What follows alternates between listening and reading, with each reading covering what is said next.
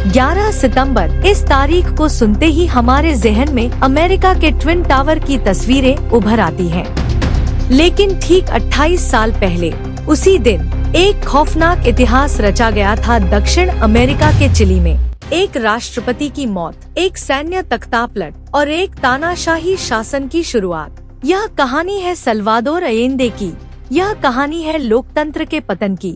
यह कहानी है अगुस्तो पिनोचे नाम के एक लोहमर्द की सत्ता में चढ़ाई की। 1970 साल, चिली की धरती पर इतिहास रचा गया।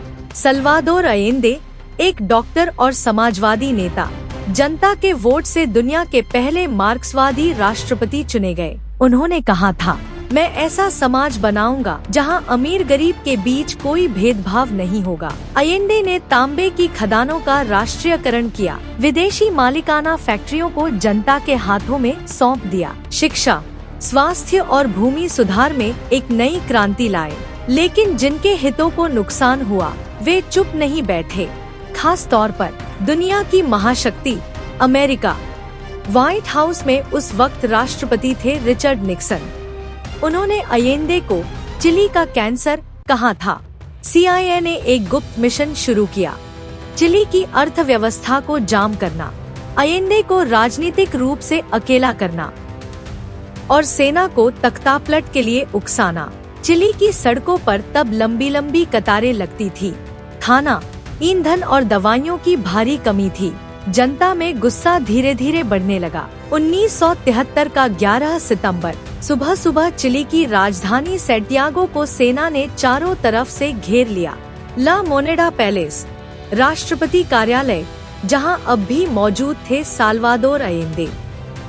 उन्होंने कहा, मैं अपनी आखिरी बूंद खून तक लड़ूंगा। विमान से राष्ट्रपति भवन पर बमबारी की गई। घंटों तक चली भयंकर लड़ाई। आखिरकार अयेंदे भवन के अंदर मृत पाए गए। आधिकारिक रूप से इसे आत्महत्या बताया गया, लेकिन इतिहास आज भी सवाल उठाता है, क्या अयेंदे ने आत्महत्या की थी या उन्हें मारा गया था? विद्रोह का नेतृत्व जनरल अगुस्तो पिनोचेट ने किया। सप्ताह भर के भीतर वे सैन्य तानाशाह बन गए और फिर खुद को राष्ट्रपति घोषित कर दिया। चिली नामक लोकतांत्रिक देश पर एक लंबा अंधकार छा गया।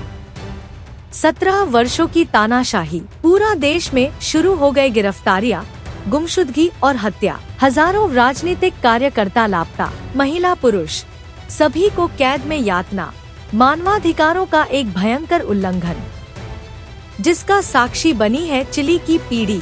1988 में जनमत संग्रह, जनता ने पिनोचेट के खिलाफ वोट दिया। 1990 में आखिरकार चिली में लोकतंत्र लौटा। पिनोचेट ने पद छोड़ा, लेकिन उसके शासन की खूनी यादें चिली के हर कोने में मौजूद हैं। अयेंदे शायद मर गए थे, लेकिन उनके आदर्श, उनकी लड़ाई आज भी चिली की धरती पर जीवित हैं।